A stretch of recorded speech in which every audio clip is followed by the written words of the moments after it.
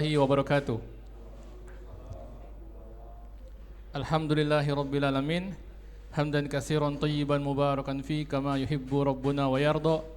Wassalatu wassalamu ala Rasulillah wa ala alihi wa ashabihi wa man tabi'ahum bi ihsan ila yaumiddin. Amma ba'd. Alhamdulillah, di subuh menjelang pagi ini kita dapat berkumpul kembali di program kesayangan kita. Program yang kita tunggu-tunggu di awal bulannya, yaitu program Tanya Jawab Ayub, Tanya Jawab seputar Islam bersama gurunda kita, Al-Ustadz Abu Yusuf Ubaid Bima Hafizahullah Ta'ala.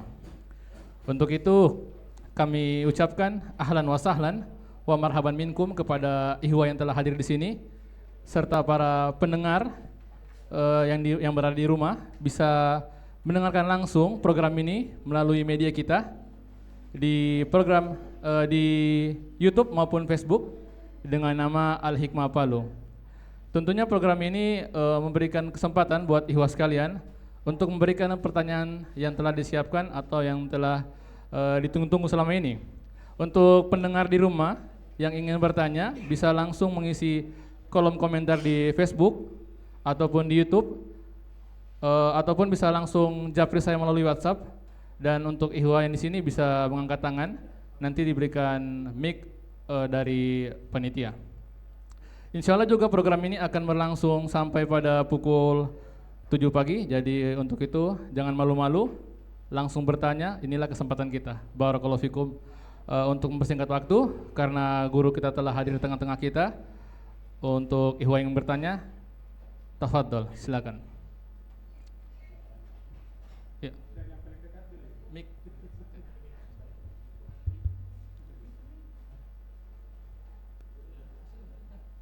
Bismillah. Ustaz, Ana ingin bertanya tentang hukum waris. Dalam kasus ini, mertua Ana itu memiliki warisan rumah, begitu Ustaz, rumah yang mertua Ana ini memiliki 3 saudari, semuanya mereka perempuan. Tapi satu saudarinya ini meninggal sebelum orang tuanya mertua Ana itu meninggal. Jadi berarti yang mewarisi tinggal berdua. Tapi saudarinya ini juga telah meninggal. Setelah orang tuanya meninggal, saudarinya meninggal. Jadi tinggal sendiri. Yang Ana ingin tanyakan ini, kan beliau ini mau menjual tanah warisannya ini. Apakah harus minta persetujuan anak dari saudarinya ini, berarti ponakannya, atau memang dia bisa, kan dia anak tertua juga, atau dia bisa ambil keputusan sendiri? Baik. Pertama tentunya kita jangan bicarakan dulu pembahasan atau permasalahan harus minta izinnya. Kita bicarakan dulu yang dapat. Jadi dalam kasus ini tentunya yang dapat warisan itu adalah yang hidup saat anak yang hidup saat yang mewarisi itu meninggal. Jadi saat orang tuanya tadi itu meninggal, kemudian berapa orang anaknya yang hidup, itu yang dapat warisan. Yang dapat warisan. Berarti tadi sudah disebutkan 3 bersaudari, 1 meninggal duluan sebelum pewaris meninggal. Sebelum yang mewarisi itu meninggal. Berarti yang meninggal tidak dapat kan, karena dia yang warisi. Dia yang warisi orang tuanya, dia yang menjadi pewarisi oleh anaknya, kan begitu. Jadi dia tidak dapat yang meninggal duluan, karena dia bukan mendapatkan warisan, tapi malah dia mewarisi kepada orang tuanya. Jadi ada jatah orang tuanya tadi. Berarti sekarang sisa 2. Kemudian 2 ini meninggal 1. Meninggal lagi 1 setelah meninggal tadi orang tua ya. Seharusnya setelah meninggal orang tua warisan dibagi dengan 2 orang tadi. Karena sama-sama perempuan ya dibagi rata. Dibagi 2. Tidak ada juga kakek neneknya. Berarti sisa dia yang bagi. Dia bagi 2 seharusnya. Bagi 2 dulu saat meninggal itu. Sekarang masalahnya belum dibagi, meninggal saudaranya. Berarti ada hak saudaranya jatuh ke anak. Maka itu saudarinya tadi yang meninggal itu, dia punya hak setengah dari harta itu. Itu warisan untuk anaknya. Warisan untuk anaknya. Berarti sekarang kita naiklah di pertanyaan kita, apakah izin? Iya, karena ada haknya. Karena kan ketika orang tuanya meninggal dan belum dikasih warisan yang tadi ditinggalkan oleh orang tuanya sebelumnya, maka dia punya hak warisan itu yang jatuh ke anak. Maka harus izin dari anaknya. Ya haknya. Kalau anaknya tidak setuju berarti haknya, karena hak ibunya. Harusnya dibagi, bukan tidak dibagi-bagi. Makanya tidak setuju sekarang ini karena mungkin tidak dibagi. Seharusnya memang itulah masalah warisan itu sebenarnya dibagi segera, jangan lama-lama. Allah Subhanahu wa taala memerintahkan kita kalau tahakkuk mautu al-muwarrith, kalau sudah nyata meninggalnya orang tua, itu langsung dibagi warisan. Iya, setelah membayarkan utangnya. Jadi setelah membayarkan utangnya, kalau ada utangnya, bagi langsung. Jangan tunggu lama-lama. Begini masalahnya. Karena tadinya hanya dibagi dua, sekarang tadinya yang tanda tangan misalnya kalau dijual hanya 2 orang, sekarang menjadi banyak orang. Iya kan, biasanya antara bersaudara sedikit perselisihan, tapi antara anak itu makin luas perselisihan. Makanya di Quran warisan itu diperintahkan untuk dibagi segera. Untuk dibagi segera setelah utang. Setelah utang. Sekarang memang kalau dia tidak setuju, haknya. Jalan tengahnya adalah bagi warisan. Hak ibumu di sini ada.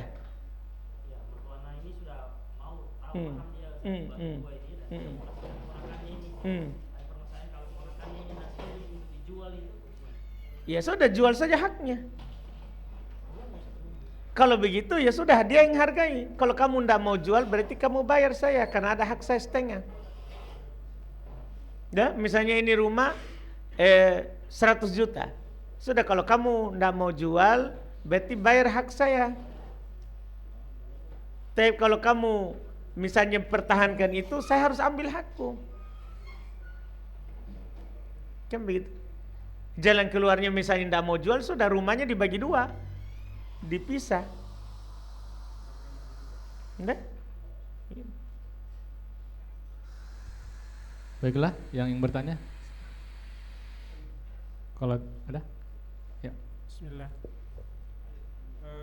Yang saya mau tanyakan Ustaz, bagaimana sebaiknya doa yang bagus untuk dipanjatkan untuk anak keturunan kita? Apakah bisa kita berdoa kepada Allah itu langsung terkait dengan kehidupan spesifik dunia atau bagaimana Ustaz? Itu saya dulu Ustaz. Baik. Iya. Kalau kita melihat di doa-doanya para nabi dan para rasul, misalnya kita melihat ini ada doanya Zakaria ya. Doanya Zakaria.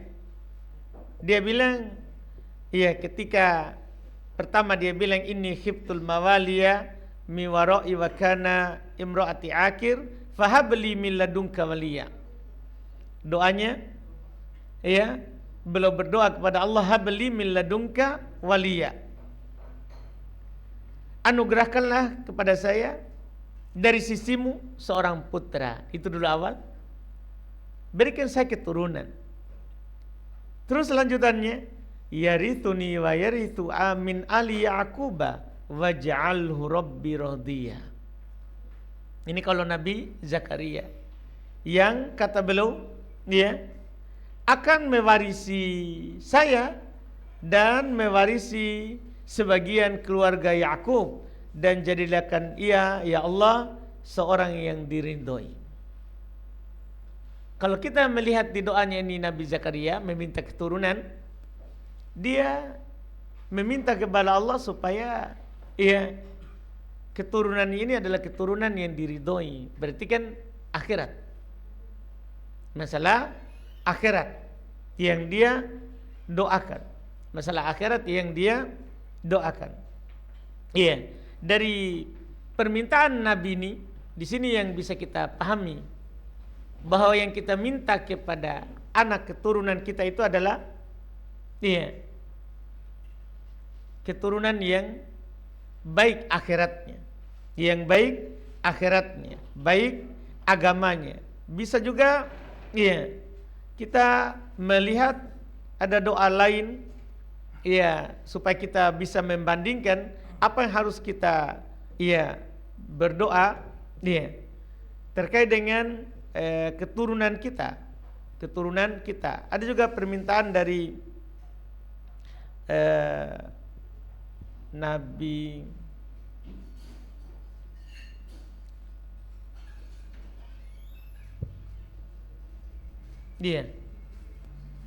masih Nabi Zakaria juga tadi di surah Maryam. Di surah Imran dia bilang Rabbi habli min ladunka dzurriyyatan thayyibah. Rabb, berikan kepada saya, anugerahkan kepada saya dari sisimu keturunan yang baik. Kalau tadi yang diridhoi, kalau di surat Ali Imran keturunan yang baik. Ini masih di doanya Zakaria. Ini kalau kita melihat juga sama. Juga sama. Tapi kalau di doa secara umum, ada doa di surat Hablana min azwajina. Di situ ada juga doa yang bagus, tapi itu doa umum bukan dari doa Nabi. Itu untuk doanya kita itu bisa kita baca juga, itu bagus. Surah apa itu?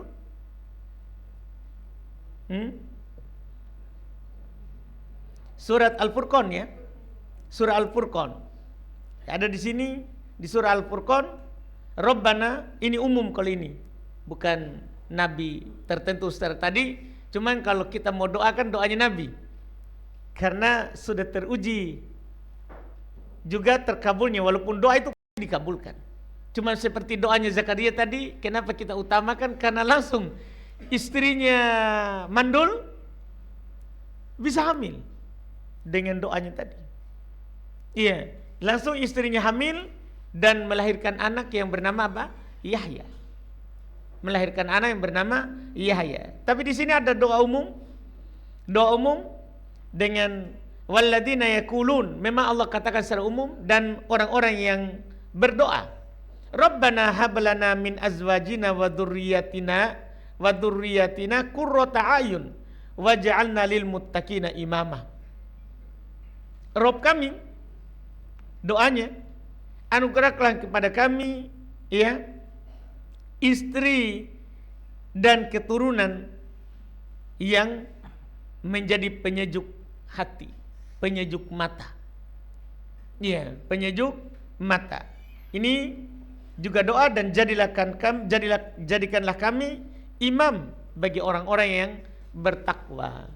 Di sini ada penyebutan qurrata ayun, keturunan yang menjadi penyejuk mata. Ini tidak bertentangan ini, karena keturunan penyejuk mata itu tentunya keturunan yang soleh, keturunan yang baik. Ini doa-doa. Adapun doa memintakan lapangkan rezekinya, kadang hal yang seperti ini kita meminta sesuatu yang telah ditentukan. Seperti yang dikata oleh Nabi SAW, kamu meminta sesuatu yang telah dibagi. Makanya yang paling bagus doa untuk anak keturunan adalah bagaimana dia baik agamanya. Karena kalau baik dunianya itu sudah ditentukan saat dikandung oleh ibunya. Walaupun tidak masalah, karena kan memang sudah ada doa dari Nabi, doa dari Quran, Rabbana atina fid dunya hasanah wa fil akhirati hasanah wa qina adzabannar. Ini kan minta kebaikan dunia dan akhirat. Ini isyarat, tidak apa-apa. Tidak mengapa kita minta kebaikan dunia, juga minta kebaikan akhirat. Sebagaimana juga kita berlindung dari fitnah dunia, demikian pula fitnah akhirat, fitnah adab kubur. Ini kan semua ada. Cuman kalau kita melihat doanya Nabi, doanya para Nabi, kemudian doa yang dianjurkan kita secara umum terkait dengan keturunan, itu berisi kebaikan agama. Iya, kebaikan agama. Wallahualam. Ya, silakan Ami.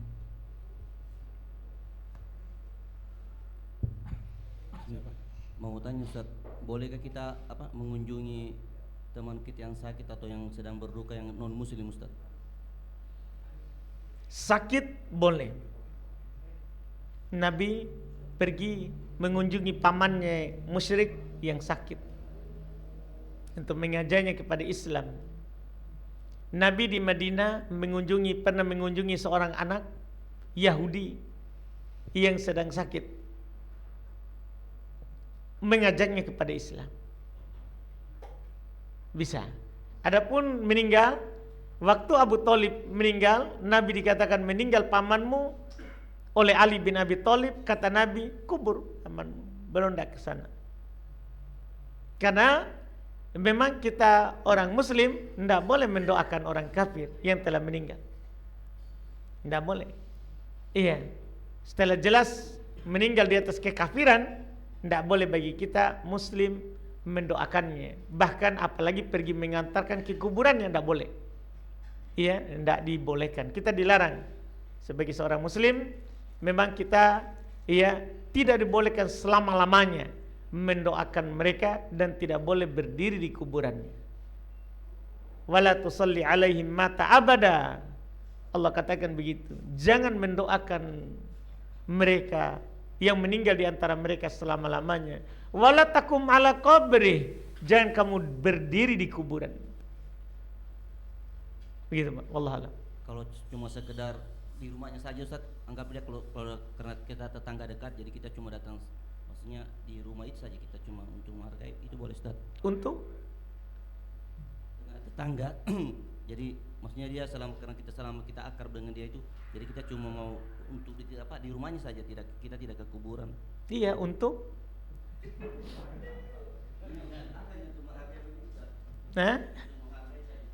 hanya sekedar pergi saja, bukannya mendoakan. Oh iya, tidak apa kalau untuk hargai tetangga. Wallahu a'lam. Ya, yang bertanya silakan. Kalau tidak ada, saya bertanya. Ada? Ya. Silakan Pak. Ustaz, tentang yang dibolehkan menjadi wali pernikahan. Masya Allah. Kalau bapak saya pasti Nah, itu pernikahan ini. titipan pertanyaan Ustaz. Baik. Titipannya dari bapak sendiri. Ya. Ini kan ada beberapa yang dibolehkan menjadi wali. Ini urutan atau pilihan Ustaz? Baik, urutan Pak. Iya. Jadi memang wa ulul arham, iya, orang yang memiliki ikatan rahim, ba'duhum aula bi ba'din, kata Allah. Sebagian mereka lebih utama daripada sebagian yang lain. Jadi bukan pilihan. Maksudnya dia itu masalah perwalian adalah ke atas dulu. Bapaknya ibunya, begitu dulu, ke atas dulu. Setelah itu ke samping. Ke sampingnya harus saudaranya bapaknya. Kalau tidak ada saudaranya ibunya. Begitu. Kalau tidak ada ke atas, tidak ada juga ke samping, baru ke bawah. Anaknya. Oh, ke samping tadi juga saudaranya. Apa tadi? Setelah saudaranya bapak, kan ke atas dulu Pak. Saudaranya bapak, saudaranya mama. Iya. Saudaranya yang menikah. Iya, saudaranya yang menikah. Kalau tidak ada baru ke bawah. Ke bawah anaknya. Anaknya. Ke bawah. Gitu. Wallahu a'lam.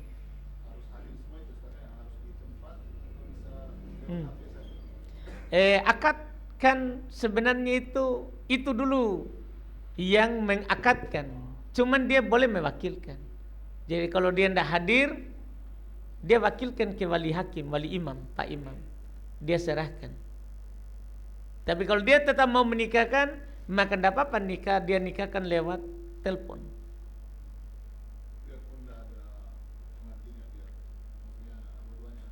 Harus ada pengantinnya. Dan harus ada 2 saksi. Tetap harus ada yang lain. 2 saksi, mahar, pengantin. Walinya, misalnya dia lagi tidak ada di daerah situ, dia lewat telepon. Atau sekarang kayak lewat video call. Tidak boleh lewat rekaman. Karena sekarang ada jadi perempuannya itu beda. Maksudnya beda tempat hanya apa ya? Akadnya lewat apa? Tidak apa-apa kalau yang penting bukan lewat perempuannya, tak? Maksudnya dia ini dengan walinya. Perempuannya ada di HP, Ustaz. Iya, tapi perempuannya di tempat lain. Dia tidak hadir di situ. Tidak apa-apa. Sebagaimana kan ini masalah masuk dijual beli. Dijual beli artinya yang diperjualbelikan ini yang penting ada, jelas. Tidak boleh yang belum jelas. Tidak boleh misalnya masih di perut. Saya nikahkan anak saya dengan kamu yang masih di kandungan istriku. Tidak boleh. Yang penting perempuannya sudah ada. Terus yang saat akad itu adalah ada mahar 2 saksi dan ada walinya yang menikahkannya. Ada wali yang menikahkannya. Kalau perempuannya misalnya tidak ada di tempat itu, tidak masalah. Kalau perempuannya tidak masalah. Ya, selanjutnya saya bertanya Ustaz. Saya pernah dengar hadis menuntut ilmu itu wajib atas setiap muslim. Berarti kalau wajib kan konotasinya tidak menuntut ilmu berarti berdosa Ustaz ya? Apakah ada rukso ketika alasan untuk tidak pergi kajian karena sibuk?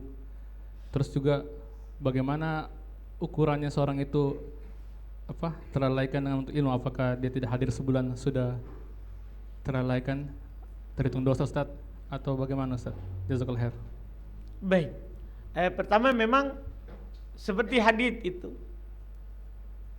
sudah jelas ya, thalabul ilmi faridatun ala kulli muslim. Cuman para ulama kan menjelaskan ilmu itu terbagi. Ada ilmu yang wajib tidak diberikan udzur orang bodoh di dalamnya. Kalau ini yang berdosa. Ini dia berdosa ini. Ilmu yang tidak ada kelapangan dan keluasan baginya untuk tidak tahu. Misalnya apa? Ilmu mengenal Allah, mengenal Nabi, mengenal Islam. Ini wajib karena 3 ini ditanya di kuburan. Kapan dia tidak belajar, malas di sini, maka dia berdosa. Makanya di saat ditanya oleh malaikat di alam kubur, yang tidak bisa membaca itu kata malaikat, kamu tidak pernah baca, tidak pernah belajar, baru dipalu-palu. Jadi ada ilmu yang begitu. Ilmu yang tidak boleh kita tidak tahu. Iya. Demikian pula kata mereka itu kan terkait dengan 2 syahadat. Tentang Islam tadi, ilmu tentang mengenal Allah, mengenal Nabi, ini kan 2 syahadat. 2 kalimat syahadat. Wajib kita sebagai muslim dan muslimah mempelajarinya ini. Tidak boleh bodoh kita sih. Itu wajib. Kemudian ilmu mengenal Islam. Mengenal Islam maksudnya rukun Islam. Paling tidak. Wajib kita kenal rukun Islam. Salat, puasa, zakat, haji jika kita mampu berhaji. Kalau haji, kalau mampu berhaji. Kalau zakat, wajib kita pelajari. Puasa, wajib kita pelajari. Salat, wajib kita pelajari. Ini tidak diberikan keluasan. Kita tidak tahu tentang itu. Karena ini ilmu yang wajib. Ilmu yang wajib dipelajari. Ada ilmu yang sunnah dipelajari. Iya, seperti disebutkan oleh para ulama ilmu tentang jenazah. Iya, itu kan ilmu yang dipelajari fardu kifayah. Kalau sudah ada yang tahu, kita jadinya sunnah. tentang jenazah, memandikan, mengkafani, mensolati, menguburkan. Itu tentang jenazah. Ini ilmu yang sunnah kalau sudah ada yang mempelajarinya. Jadi bagi kita adalah sunnah. Iya, misalnya ada pelajaran, ada pengumuman akan ada ilmu terkait dengan penyelenggaraan jenazah. Sunnah kita hadir. Sunnah kita hadir. Iya. Demikian pula iya ilmu waris. Ilmu waris ini ilmu yang fardu kifayah kita pelajari. Tapi kalau sudah ada yang mempelajarinya, maka kita jadinya apa? Sunnah. Tidak harus semua orang menjadi ahli dalam ilmu waris. Nah, ini yang kita perlu tahu. Jadi memang wajib belajar. Artinya kita tidak boleh bodoh. Tidak boleh bodoh. Cuman dari rincian ilmu, ada ilmu yang tidak diberikan udzur, ada ilmu yang diberikan udzur. Iya. Wallahualam.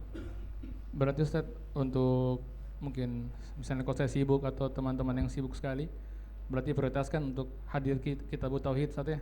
Iya, maka dia harus lihat apa ini, pelajaran apa ini. Misalnya ada pengumuman pelajaran apa ini yang dipelajari. Oh ya, kalau terkait dengan rukun Islam harus kita hadir. Karena itu wajib ain. Tahu wajib ain itu tidak bisa diwakilkan orang lain. Iya, tidak bisa diwakilkan orang lain.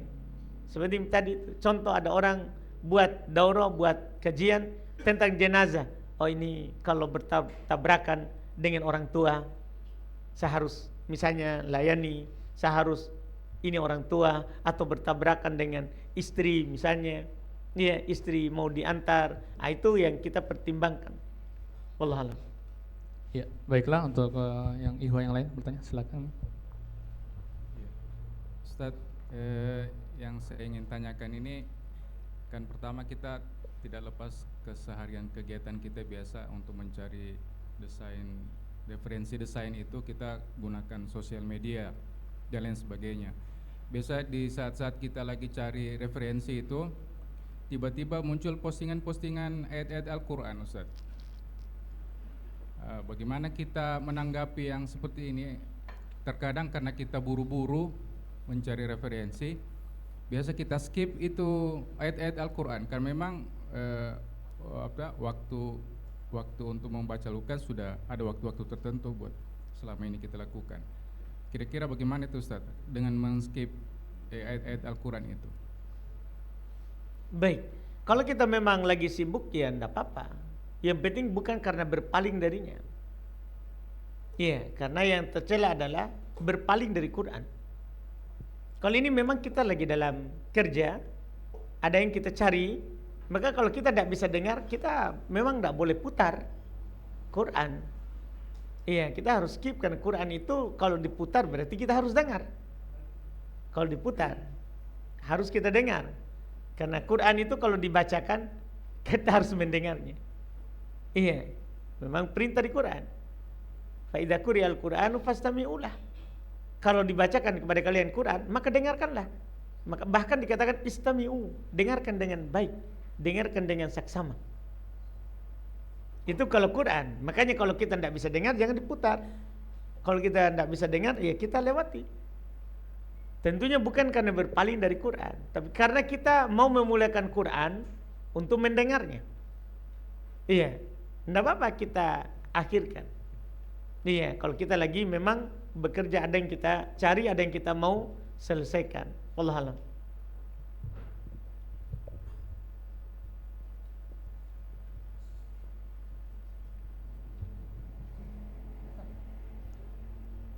Ustaz, bagaimana hukumnya kalau misalnya kita bekerja dengan orang kafir, orang Nasrani, kemudian di tempat kerja atau ruang utama kerja itu terpampang salib seperti itu, Ustaz. Bagaimana hukumnya, Ustaz?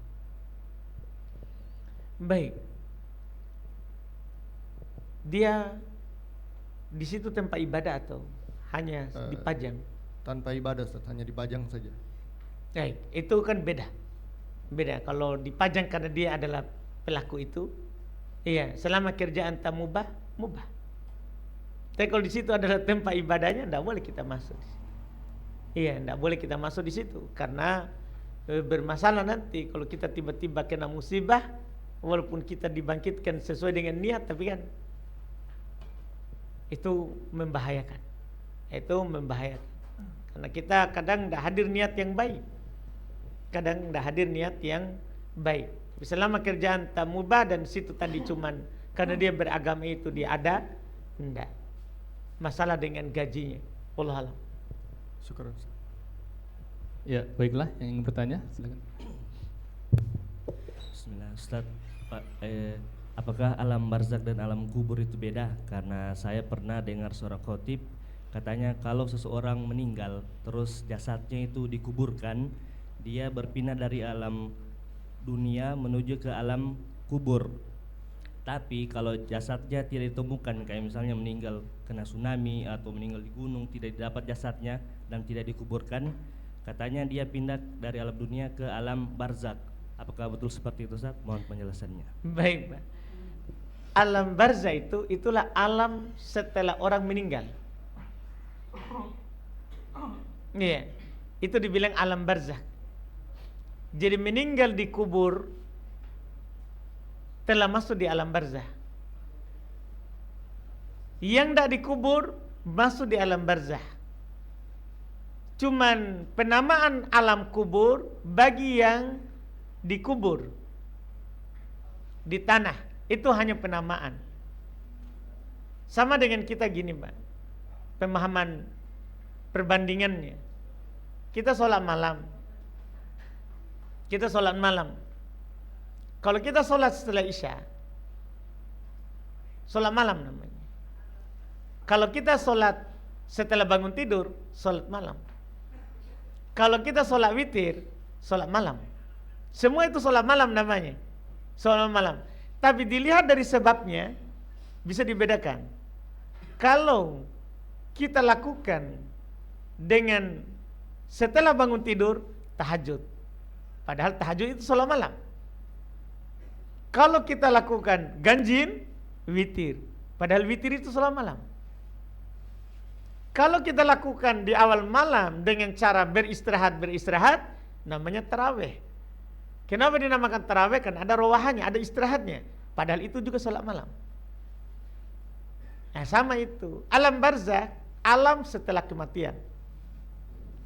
Ketika di kuburan, kita bilanglah alam barzakh ini alam di kuburan. Alam barzakh, tapi dikubur.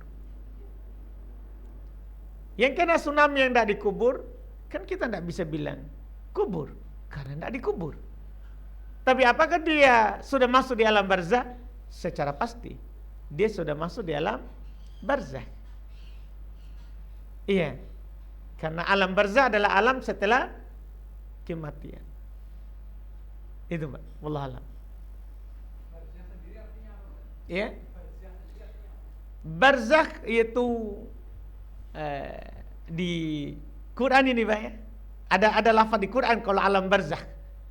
Kalau di Quran, kalau di alam kubur tidak ada di Quran. Makanya sebagian orang di sana mengingkari dibilang kubur, mengingkari dibilang azab kubur. Iya, mereka mengingkari. Kalau alam barzakh, iya, apa dibilang itu? Ayat surah mana itu? Iya, saya lupa. Apa namanya? Suratnya, Pak, yang menyebutkan itu.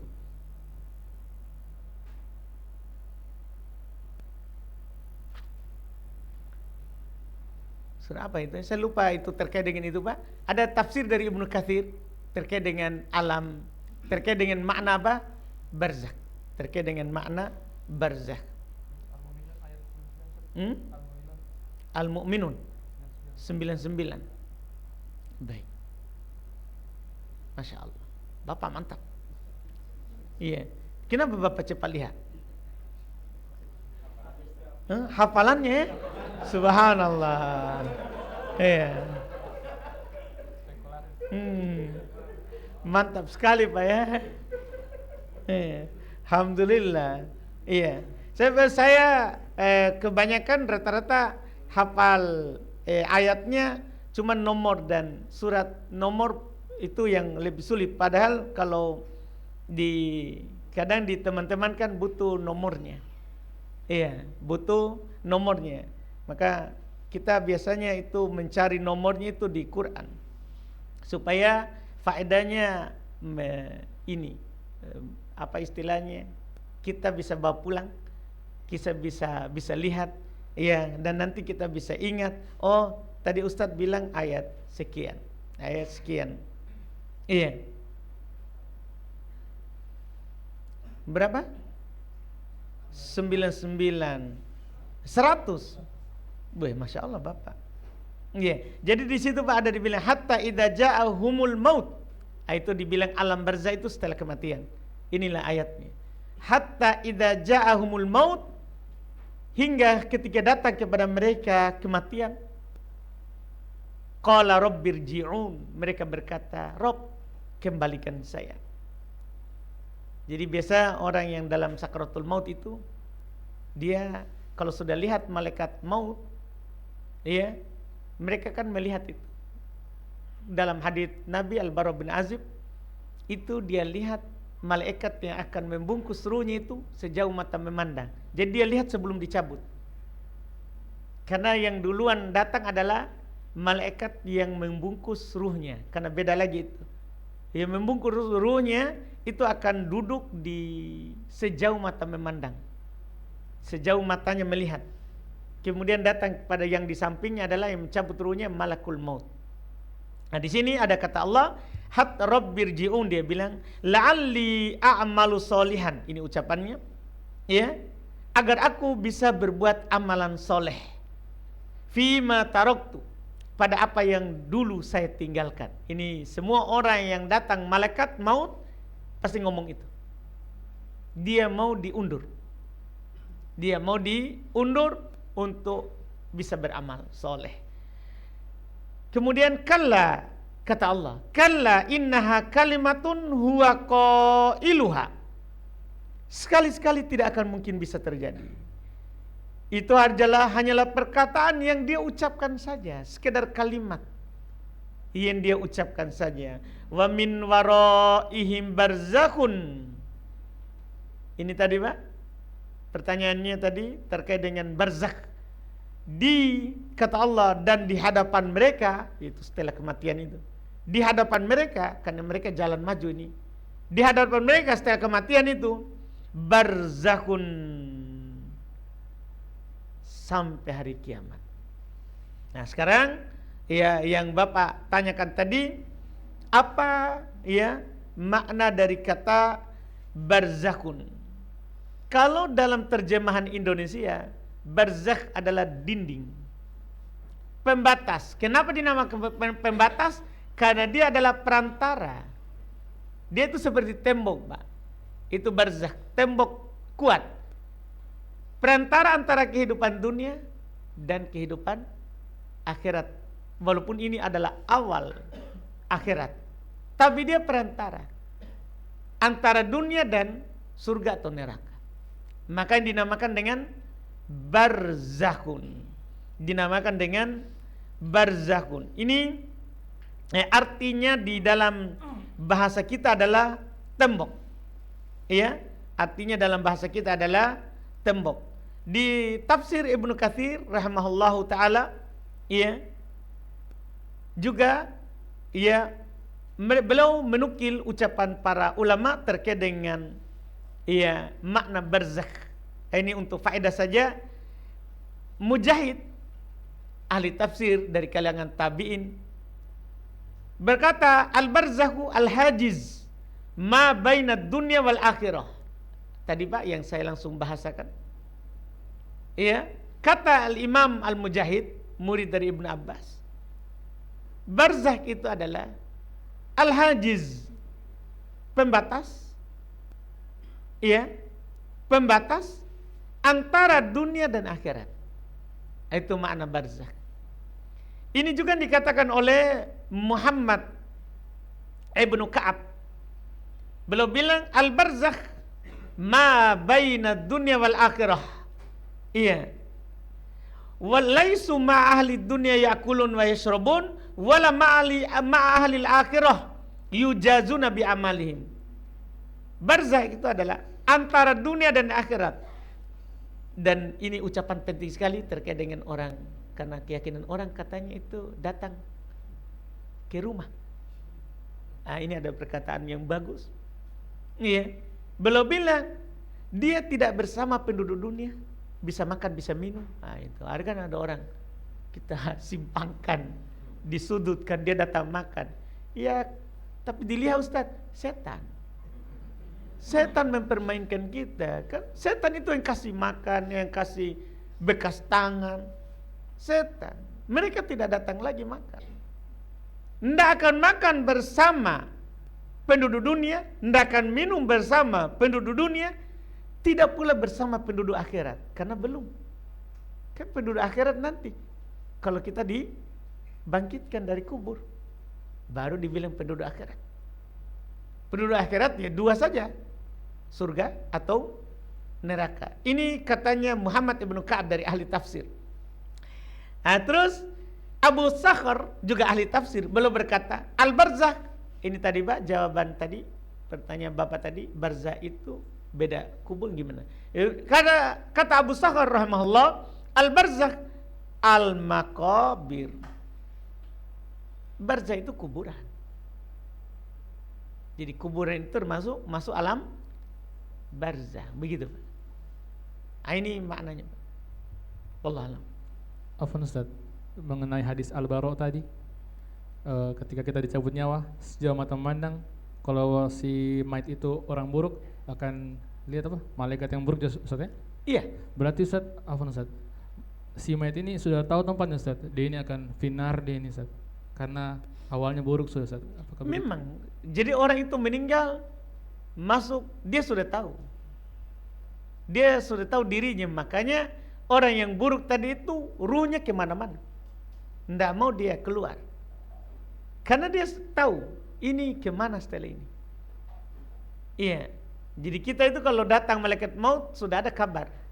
Makanya orang yang innal ladzina qalu rabbunallahu tsumma istaqamu, orang-orang yang berkata Rabb kami adalah Allah kemudian istiqamah, tatanazzalu alaihimul malaika, turun pada mereka malaikat. Itu tadi yang sejauh mata memandang. Apa dia bilang? Yang beriman lagi beristiqomah, alla takhafu wa la tahzanu. Jangan kamu takut, jangan bersedih. Wa absyiru bil jannah. Kapan ini? Beri kabar mereka, kabar gembira mereka dengan surga. Kapan ini? Saat dicabut ruhnya. Dia sudah tahu dia adalah penduduk surga. Iya, itu disebutkan. Baiklah, saya ke pertanyaan online. Bismillah Ustaz, bagaimana menurut Ustaz tentang Wali Songo 9 biasa yang di kampung-kampung lengkap dengan fotonya digantung di dinding rumah Ustaz? Syukran. Kalau masalah bertabaruk dengannya, tentunya itu adalah awal kesyirikan kaumnya Nuh. Kita tahu kan, kaumnya Nuh mereka menyembah Wat, Suwa, Yaguth, Ya'uq, Nasr. Kata Ibnu Abbas, mereka ini orang-orang soleh.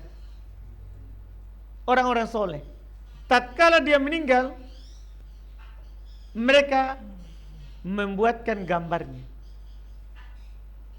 Bukan untuk disembah, untuk mengingat kesolehannya.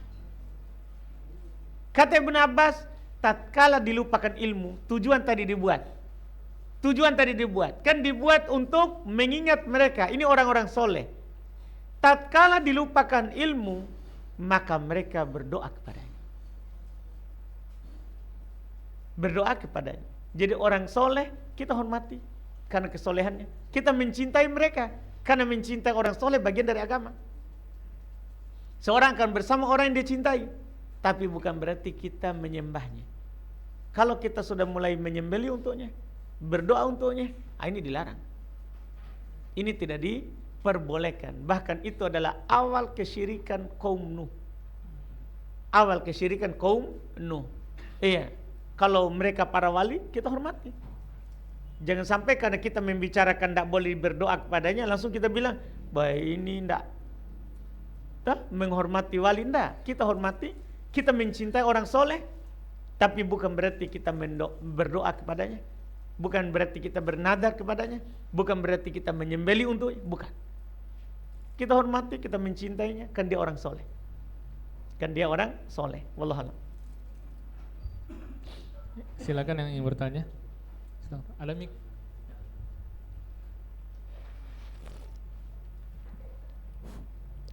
Bismillah. Izin bertanya Ustadz. Ini terkait dengan sholat Ustadz, dan ini adalah salah satu pengalaman ya. Itu susah sekali fokus Ustadz. Jadi kira-kira triknya itu supaya kita bisa minimal lah 50 atau 25% bisa fokus seperti itu Ustadz. Kemudian kira-kira kalau kita di dalam poin-poin itu dalam sholat, kira-kira di titik-titik bagian mana yang harus difokuskan? Kalau misalnya secara keseluruhan kan itu memang orang-orang tertentu saja yang bisa fokus. Kemudian yang kedua, pada saat setelah sholat selesai sholat, terkadang kita disunahkan mengucapkan astagfirullah. Apakah kesalahan dalam sholat itu yang bisa tertutupi dengan itu? Kemudian mungkin ini salah satu konfirmasi saja Ustadz. Saya terkadang ditanya anak saya yang masih kelas 5 SD, kenapa kalau kita sholat pertama itu takbir mengucapkan Allahu Akbar, bukan mengucapkan Subhanallah atau yang lain? Mungkin itu saja Ustaz. Terima kasih. Baik. Untuk yang pertama, tentunya kita harus pahami sebab. Maksudnya kan Bapak bilang kenapa kita sholat itu susah sekali khusyuk. Iya. Ini pertanyaan bukan hanya di kita ini, yang sekarang tentunya dunia itu sudah lebih hijau daripada orang dulu. Iya. Pertama kita harus pahami sebab. Jadi sebabnya adalah dalam hadits Bukhari Muslim. Itu idza adzanal muadzin farra syaitan walahu durat, kata Nabi. Apabila muadzin itu adzan, maka setan akan lari sejauh mungkin sampai dia tidak dengar adzan. Walahu durat, bahkan sambil kentut. Kentut yang durat, kentut yang bunyi. Iya, jangan ditanya lagi Pak Dzulkifli, gimana bunyi kentutnya? Iya. Yang penting Nabi sudah bilang bunyi. Iya, karena sudah mulai dia muka-muka mau bertanya bunyinya. Iya. Jadi ini iya, kentut dia punya bunyi. Kalau sudah selesai adzan, datang. Dia datang, bisikanlah kepada orang yang sholat antara adzan dan iqamah semua yang bisa dia bisikan. Yang dia bisikan adalah tergantung orang itu. Tidak sama saya sama kita. Tidak sama, beda-beda orang dibisikan. Karena setan kan dia akan bisikan sesuatu yang dia lihat. Kan dia tidak tahu yang gaib, dia tidak tahu hati kita. Cuman dia akan bisikan sesuatu yang dia tahu, kita sering bicarakan, kita sering lakukan. Ya kalau kita sering bicara poligami ya pasti datang dia bisikan, ada sana janda, ada. Beda-beda. Kalau orang yang di toko beda lagi. Beda-beda bisikannya. Beda-beda. Tergantung karena membuat. Ini Pak. Inilah yang membuat kita susah khusyuk. Makanya khusyuk bukan syarat sah solat, bukan rukun solat. Dia sunnah solat. Khusyuk Pak. Karena susah ini. Susah, karena juga ini harus di tingkat ihsan, bukan tingkat muslim. Kalau kita masih muslim, belum masuk itu. Mukmin, muhsin baru itu Pak. Karena kalau muhsin orang sholat seakan-akan melihat Allah. Atau kalau tidak dia yakini penuh dari awal sampai akhir saya dilihat oleh Allah. Itu sebab pertama Pak. Sebab kedua terungkap di jawaban Ibnu Abbas di pertanyaan yang senada dengan kita ini. Dia ditanya, Ibnu Abbas ditanya, kenapa itu di sana orang non muslim kalau beribadah khusyuk, orang sana kalau padahal hanya nyanyi-nyanyi tapi khusyuknya. Kita ini baca Quran, nah, ucapan yang paling utama susah khusyuk, tapi di sana orang cuma nyanyi-nyanyi, luar biasa. Dia pertanyaan begitu.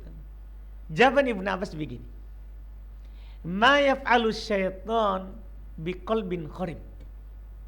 Apa yang mau dilakukan oleh setan dengan hati yang sudah rusak, ya tidak usah dikasih bisi-bisi mereka itu. Karena memang Allah katakan tidak diterima ibadahnya selama tidak muslim. Jadi mereka khusyuk, ngapain setan hancur-hancur? Buang-buang waktu kita ke situ. Kalau ke masjid baru. Ya begitu Pak. Jadi ketika kita muslim, mulailah setan sibuk. Sama dulu saat kita awam misalnya, saat kita hanya sekedar sholat. Sekarang kita bukan lagi sekedar sholat, kita sudah perhatikan bacaannya, kita sudah perhatikan gerakannya, sudah makin sibuk setan.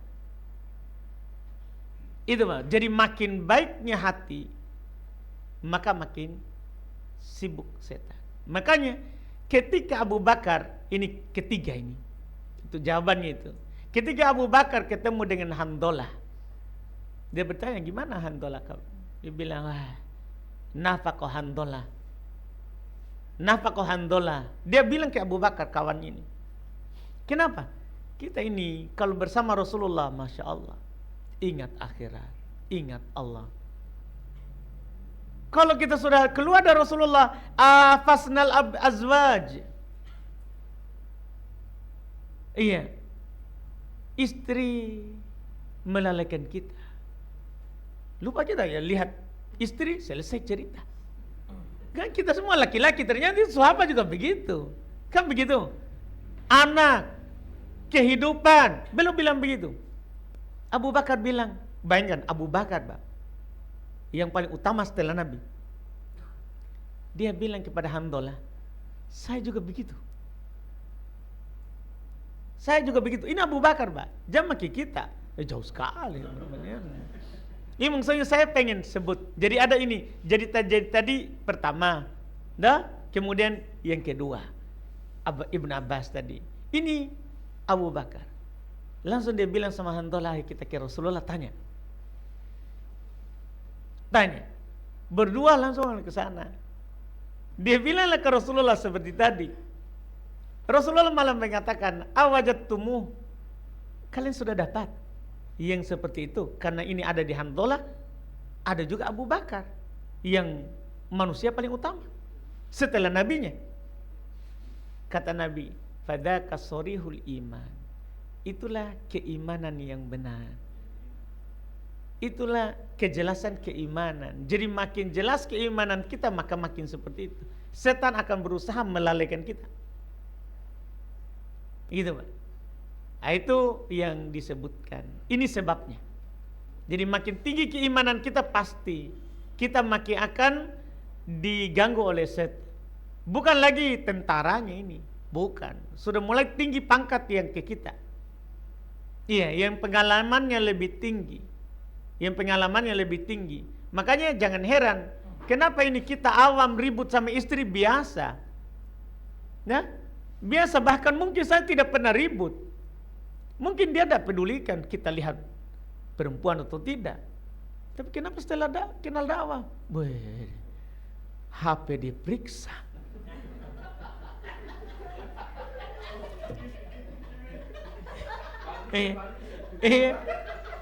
Dulu awam santai begitu. Santai. Kenapa setelah kenal dakwah kita dihisap setiap hari? Kenapa sebenarnya? Setan. Jadi itu setan. Memang Nabi udah bilang begitu. Kapan kita kenal ini kebaikan, maka dia putus asa dari disembah. Apa sisanya? Tahrish, adu domba. Suami diadu dengan istrinya, ikhwah diadu dengan ikhwah, akhwat diadu dengan akhwat. Sisa itu, itulah yang dia lakukan. Iya, itulah yang dia lakukan. Ini harus kita pahami, Pak. Ini kerjaannya setan. Kerjaannya setan. Ini sebab. Ini adalah sebabnya kita susah khusyuk. Itu hal yang wajar.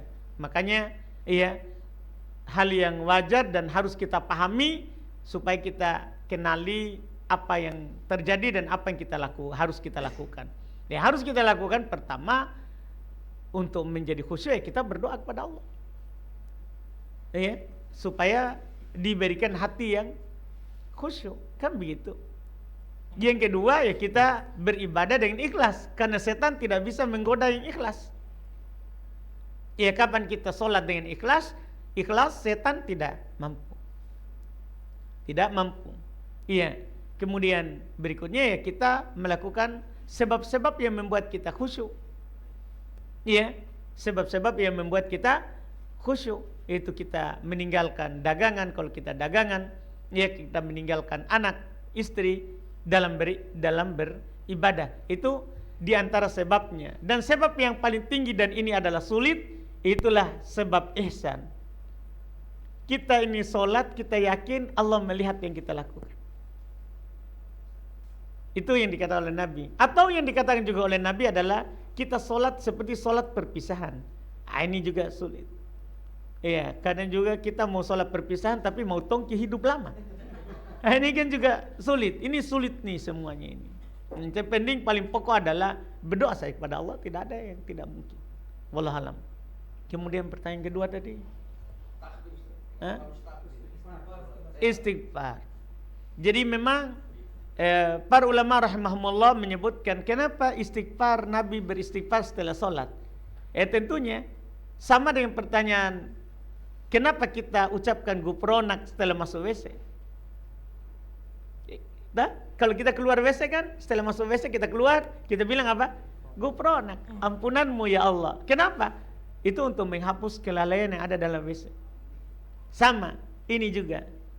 Ini untuk menghapus kelalaian yang ada dalam sholat. Yang ada dalam sholat. Itu fungsinya. Dan bisa berfungsi secara umum. Beristighfar terhadap seluruh dosa kita. Adapun takbir, kenapa harus takbir ya? Sebenarnya kan ini pertanyaan anak kecil masalahnya. Kalau orang besar gampang sekali. Kalau orang besar kan gampang. Kita tinggal jawab dengan hadis Nabi, "Shollu kama ra'aitumuni usolli." Kan Nabi bilang, "Salatlah seperti kalian melihat saya salat." Kenapa kita bertakbir begitu? Karena Nabi bertakbir begitu. Kan kita diperintahkan untuk salat seperti Nabi salat. Dan begitu. Kalau orang besar gampang dikasih mengerti. Ini yang masalah anak kecil. Apa kira-kira jawabannya? Kan begitu. Kalau misalnya anak kecil itu kan ada dua jenis. Ada yang mumayyiz, yang sudah paham pembicaraan. Maka kita bisa perlakukan dia seperti orang besar. Cuman tidak perlu menyebutkan dalil, maknanya saja. Kenapa kita harus bertakbir? Karena Nabi bilang pembuka solat itu takbir, itu Allahu Akbar. Karena Nabi juga bertakbir. Bisa kita kasih paham begitu. Walaupun anak kecil dalam pengajarannya tidak apa-apa kita tidak sebutkan dalil. Beda kalau orang besar, dia butuh dalil. Ini kalau sudah mumayyiz. Dan saya yakin anak kita kan mumayyiz. Kalau sudah bertanya begitu itu dia mumayyiz. Karena kalau yang belum mumayyiz, belum bisa, itu bukan dia tidak bertanya memang. Makanya orang yang anak kecil yang belum mumayyiz itu pencontohan. Hanya ditalkinkan. Wallahualam. Yang ketiga. Itu. Oh iya. Sedikit tentang sholat tadi boleh. Maksudnya menyambung sedikit tentang sholat. Kalau boleh. Ini Ustadz hubungannya dengan fawailul lil musallin itu gimana Ustadz? Orang yang celaka dalam sholat itu. Lanjut Pak ayatnya. Jawabannya ada di situ. Jangan sepotong. Jadi yang celaka itu adalah yang disebutkan sendiri oleh Allah setelahnya. Fawailul lil musallin. Terus alladzina hum an salatihim sahun. Mereka adalah orang yang sahun dalam solatnya. Apa itu sahun dalam solat? Lanjutkan ayatnya.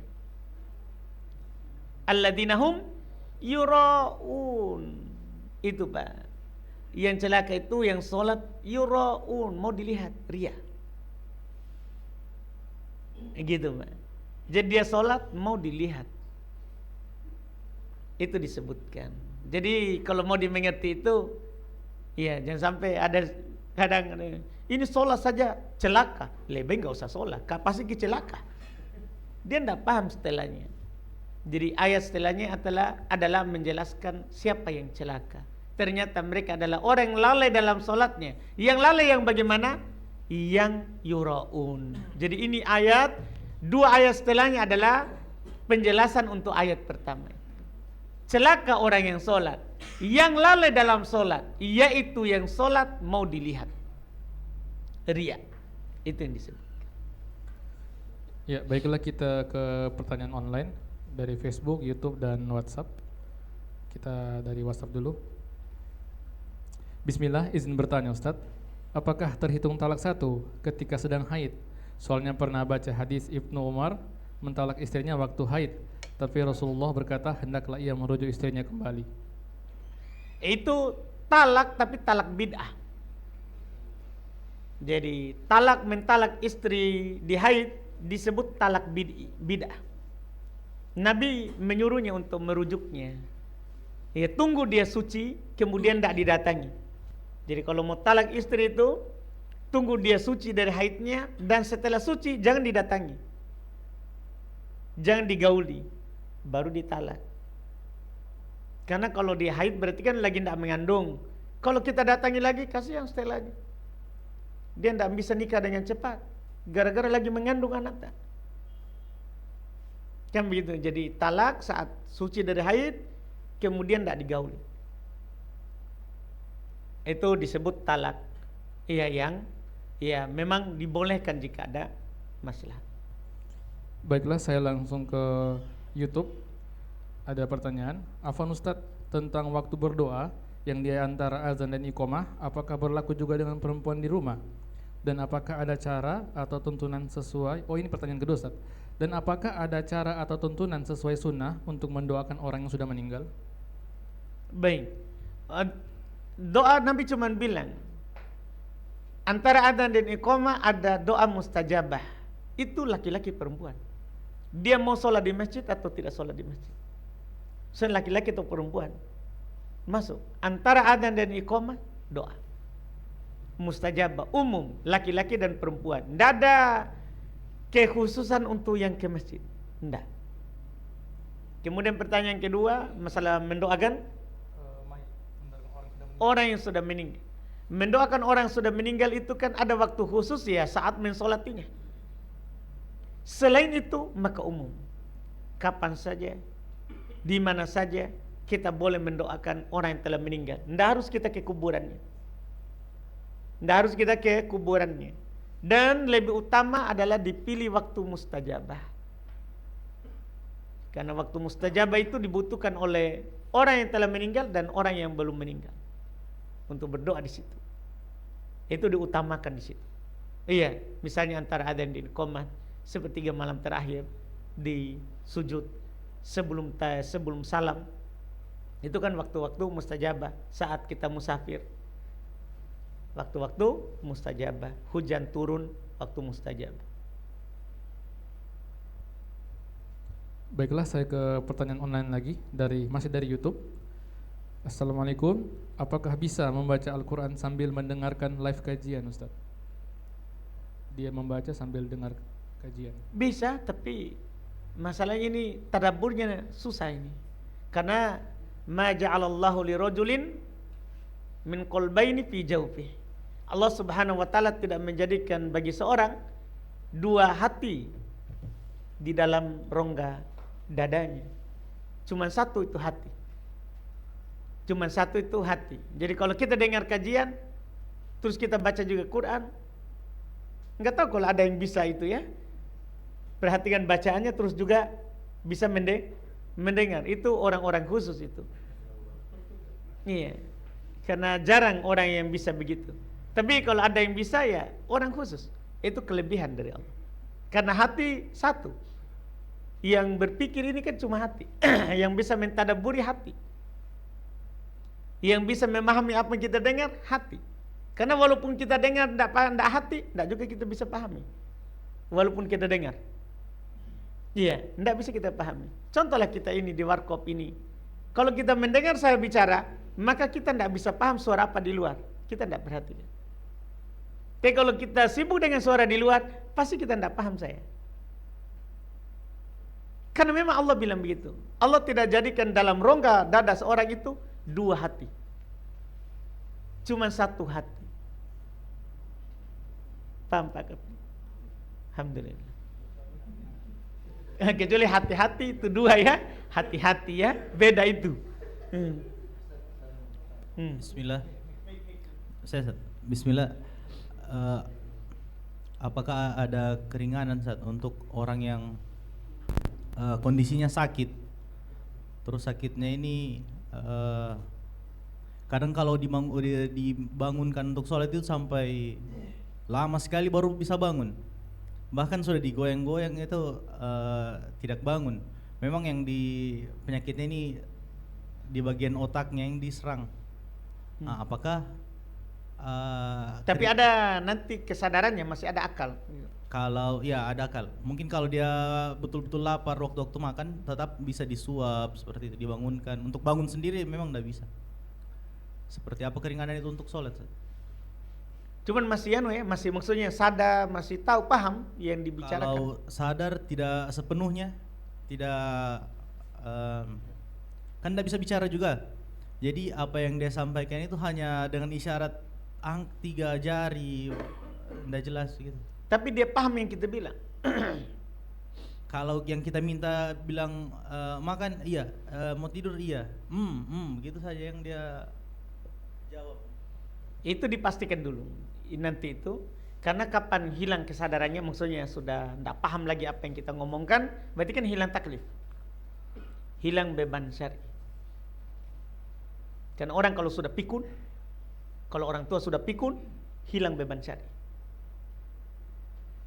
Iya, karena dia tidak paham lagi apa yang dibicarakan. Tapi kalau misalnya orang ini cuma penyakitnya membuat dia tertidur, maka udurnya saat tertidur. Ketika dibangunkan dia terbangun, dia sholat. Kalau masih ada kesadarannya. Dan karena penyakitnya boleh dia jamak sempurna. Artinya boleh misalnya dia jamak duhur, kedepankan sebelum tidur dengan asar. Maksudnya dia langsung sholat duhur 4 rakaat, kemudian setelah itu salam setelah sholat asar 4 rakaat, baru tidur. Kemudian nanti maghrib isya juga begitu. Kalau dia bangun maghrib, kasih maju isyanya. Kalau dia misalnya tidur maghrib sulit, kan dia nanti kapan bangun kita suruh sholat, akhirkan maghrib. Cara sholatnya kan stroke saja, tidak bisa bicara. Dia berisyarat. Ditalkin, dia berisyarat. Dia bisa kalau pakai angkat tangan. Kalau tidak bisa sama sekali bergerak, ya pakai saja mata.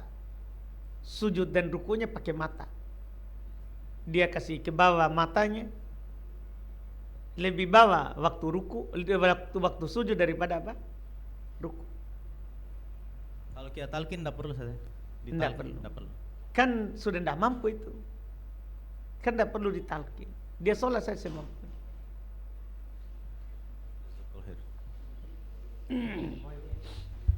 Bismillah. Ustaz, mau bertanya, biasanya kan setiap sujud itu ada yang imam sujudnya agak lama. Itu boleh tidak Ustaz kita berdoa di antara setiap sujud berarti Ustaz? Tidak mengapa itu Ustaz? Tidak apa-apa. Memang dalam hadits Abu Hurairah, aqrabu ma yakunu bainal abdi wa baina rabbih wa sajid. Fa'kthiru fid du'a. Paling dekat seorang hamba dengan Rabbnya dalam keadaan dia sujud, maka perbanyak doa. Di sini kan tidak disebut sujud terakhir. Paling dekat dia dengan Rabbnya dalam keadaan sujud. Sujud kapan saja. Iya, sujud pertama, kedua, ketiga, keempat, atau 5, 6, 7, 8 di sholat 4 rakaat. Semua sujud itu disitulah dianjurkan doa. Bahkan orang yang mengkhususkan dengan sujud terakhir, di situ kesalahannya. Karena Nabi bilang sujud umum, tidak ada sujud terakhir.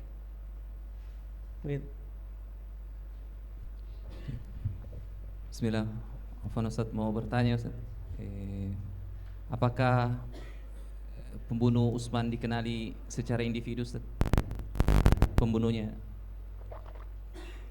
Pembunuhnya Utsman ya? Iya. Kemudian ada yang kedua Ustaz. Bagaimana menyikapi konflik antara Ibunda Aisyah, Muawiyah dengan Ali bin Abi Thalib Ustaz? Sampai terjadi peperangan Ustaz. Baik. Kalau pembunuhnya Utsman, dia jamaah ya, pengepungan, mereka datang ke Madinah, iya, mengepung Utsman dan mereka membunuhnya dalam rumah. Tidak disebutkan secara khusus siapa, ya, karena pengepungan, mereka kepung Utsman di rumah. Iya, beda kalau Umar. Kalau Umar ditahu secara khusus karena dia bukan dikepung, beliau ditikam waktu sholat subuh. Seperti Ali kan, Ali juga ditahu karena dia ditikam saat keluar sholat subuh. Iya, Abdurrahman Ibn Muljam. Kalau Umar, Abu Lu'lu'ah Fairuz. Iya, kalau Utsman mereka tidak sebutkan siapa karena mereka bunuh secara berjamaah. Mereka bunuh banyak orang, dia kepung Utsman di rumahnya. Begitu. Adapun yang diperselisihkan ya antara Ali, Muawiyah, Aisyah, itu ciri ahlu sunnah adalah al-kaf. Ciri ahlu sunnah adalah berdiam dari apa yang terjadi di mereka. Karena mereka sudah menyesali, sudah bertobat tentang apa Aisyah menyesali apa yang terjadi itu. Iya. Dan karena juga bukan mereka yang mengobarkan, yang membakar, memanaskan itu masalah. Itu orang-orang Khawarij waktu itu. Maka kita ahli sunnah untuk tidak membicarakan apa yang terjadi di mereka. Iya, apa yang terjadi di mereka. Karena kalau kita bicarakan, maka kita akan mencela sahabat. Sementara sahabat, la tasubbu ashabi. Pasti ada yang kita salahkan. Kan begitu Pak? Sementara Nabi bilang la tasubbu ashabi. Jangan kalian mencela sahabat. Iya, karena kita ini berimpak segunung Uhud emas, itu belum sampai satu mudnya mereka, tidak pula setengahnya. Belum sampai sedekahnya mereka satu tangan begini, tidak pula setengahnya. Makanya kita hendak bicarakan Pak. Kalau ahli sunnah tidak membicarakan apa yang terjadi di para sahabat waktu itu, yang terjadi dalam fitnah. Wallahu a'lam. Assalamualaikum warahmatullahi wabarakatuh. Waalaikumsalam. Ada dua yang saya ingin tanyain Ustadz. Yang pertama adalah hukum anak iu. Hukum anak? Anak iu. Anak iu. Pengumuman Ustadz, pengumuman. Pengumuman kematian. Oh baik, anak iu. Ya, anak iu. Mengumumkan jenazah. Iya, mengumumkan kematian atau apa saja, karena banyak sekali sekarang ini di masjid diumumkan lewat menara. Mau kerja bakti kah, atau orang mati kah, atau mau makan sama-sama kah, bahkan mau kawin, orang undangan kawin diumumkan juga di masjid. Baik Pak. Bagaimana itu hukumnya? Yang kedua Ustaz, tentang makmum menegur imam.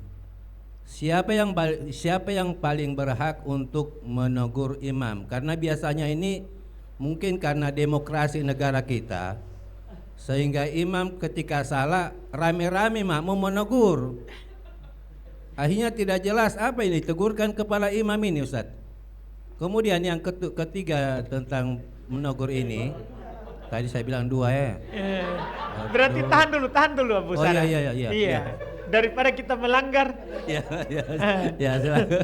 Ya. Jadi untuk pertanyaan Abu Sarah yang pertama ya, memang semua yang ada maslahat dini boleh diumumkan di masjid, kecuali hal yang dilarang. Umumkan barang hilang dilarang. Umumkan jual beli dilarang. Tidak boleh kita umumkan di masjid. Ada saya jual di rumah tabung gas. Tidak boleh itu. Tidak boleh. Iya. Atau barang hilang. Siapa yang kehilangan tidak boleh diumumkan di masjid. Tapi kalau maslahat dini seperti ada musyawarah, ada undangan pernikahan juga tadi. Iya, tidak masalah kalau dia tidak bisa undang secara kertas atau datang satu-satu. Atau undangan untuk rapat agama misalnya. Atau tadi yang Abu Sarah bilang mengumumkan jenazah. Itu dalam pembicaraan fikih tidak masalah. Mengumumkan jenazah untuk orang supaya datang sholat. Untuk orang menyelenggarakan jenazahnya tidak masalah. Karena Nabi SAW mengumumkan wafatnya Najasyi di masjid. Nabi mengumumkan meninggalnya Najasyi di masjid untuk disolati. Untuk disolati. Yang dilarang adalah meratapi mayat. Misalnya pakai tua masjid nangis. Tidak boleh itu. Iya, tidak dibolehkan. Wallahualam. Pertanyaan kedua tadi, siapa yang berhak menegur imam? Iya, tidak ada ditentukan siapa. Iya. Tapi yang paling berhak adalah yang di belakang imam. Kalau yang paling. Semua kalau imam salah berhak untuk meluruskannya. Tapi yang paling berhak adalah yang di belakangnya. Makanya yang di belakang imam itu memang orang-orang yang di bawahnya imam atau sejajar dengan imam. Hafalannya. Supaya nanti dialah yang menegur imam. Dialah yang menegur imam. Seperti kalau sekarang yang paling praktikan ini adalah Haramain. Di Haramain, Masjid Makkah, Madinah, itu yang di belakang itu adalah para imam yang imam sholat. Misalnya sekarang gilirannya Syekh Sudais misalnya, di belakang semua imamnya ada. Nah, itu mereka lah yang menegurnya nanti. Itu supaya menghindari keributan. Iya. Walaupun pada dasarnya adalah semua bisa. Bahkan perempuan. Tidak apa-apa. Kan memang dituntunkan. Kenapa dikatakan kalau menegur imam itu kalau laki-laki adalah dia ucapkan? Subhanallah kalau memang dia gerakan atau bacaan dalam solat. Cuman bacaan bisa dia luruskan bacaannya. Tapi bisa juga dia bilang subhanallah. Kalau perempuan dia menepuk punggung tangannya. Di sini kan diajarkan ada laki-laki ada perempuan. Berarti perempuan juga bisa menegur imam jika salah. Wallahualam. Bukan karena negara demokrasi ya, Abu Sarah. Itu memang karena memang ada izin di situ. Ada izin di situ. Baik. Wallahualam. Yang ketiga Ustaz, masih teguran ini. Makanya saya bilang tadi pertanyaan kedua. Tapi yang kedua itu bercabang. Oh, baik. Ya.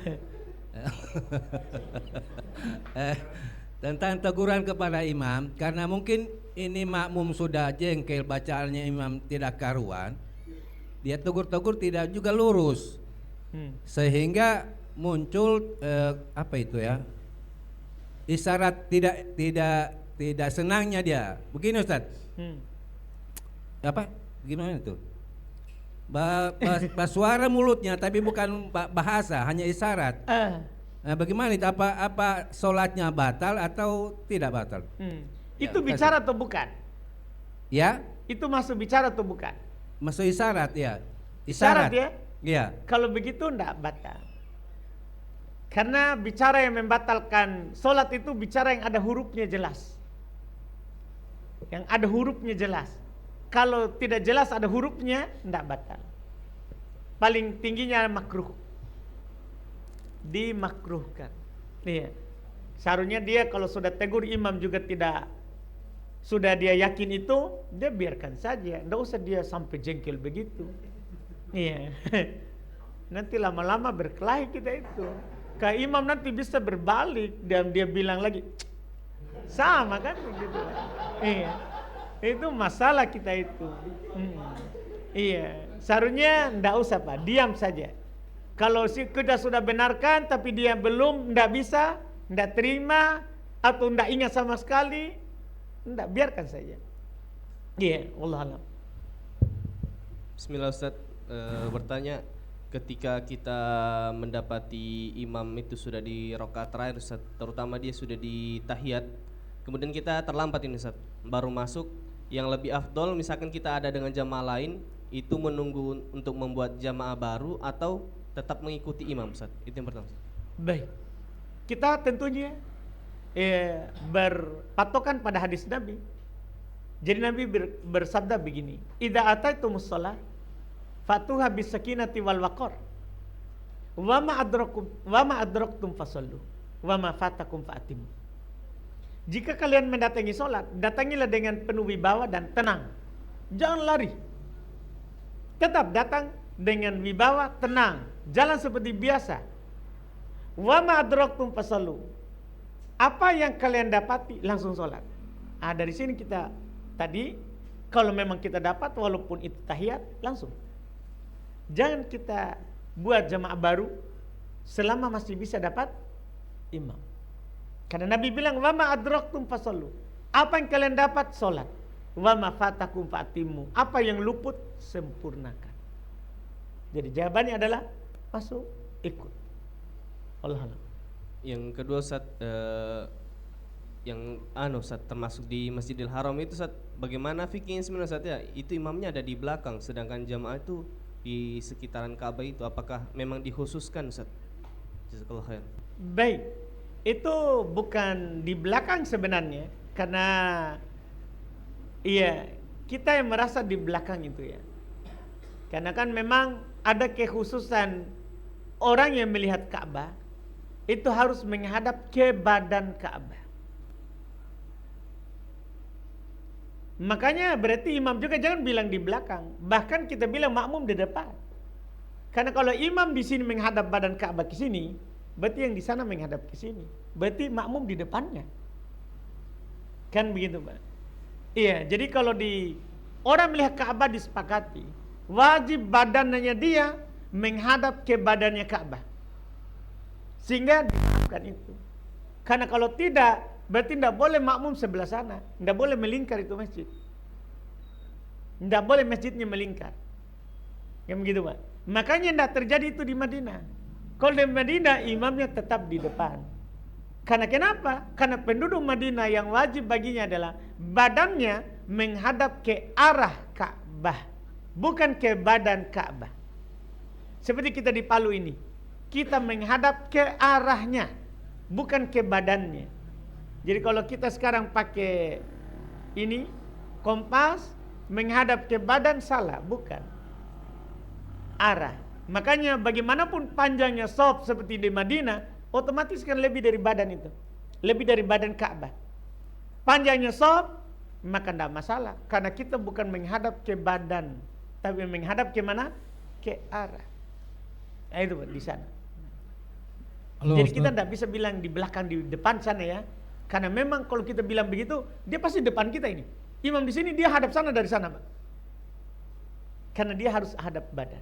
Wallahu a'lam. Ya, saya ke pertanyaan online dulu. Ustadz, tentang ucapan terima kasih, manakah yang lebih tepat? Jazakallahu khair atau jazakallahu khairan? Jazakallahu khair atau jazakallahu khairan? Baik. Kan itu masalah bahasa itu ya. Kalau kita melihat dari Nabi SAW, jazakallahu khairan, lengkap. Tapi kalau kita bilang jazaka sama khairo, enggak Pak, itu sama. Kan gini Pak, itu khairon berarti kita lanjut sampai tanwinnya. Kalau khairo, itu ini kaidah. Gimana ini ya? Kaidah wakaf namanya ini, kaidah berhenti. Kalau di dalam bahasa Arab, kaidah berhenti. Jadi kalau ada, kan gini Pak, kalau ada dua dhammah, atau 2 kasroh, atau 2 dhamma atau 2 kasroh, itu kita berhenti dengan sukun huruf terakhir. Kita sukun huruf terakhir. Tapi kalau 2 fathah, kita berhenti dengan alif. Jazakallahu khaira, berhenti dengan alif. Dan boleh kita tanwin, jazakallahu khairan, tidak apa-apa. Itu masalah kaidah berhenti saja itu. Iya, yang salah kalau kita bilang jazakallahu khairu, kita dhammah. Salah. Iya, iya. Yang penting kalau khairan, khaira sama itu. Satu kita berhenti, satu kita tidak berhenti. Masalah begitu saja. Kaidah berhenti. Baiklah, yang ingin bertanya silakan. Mik.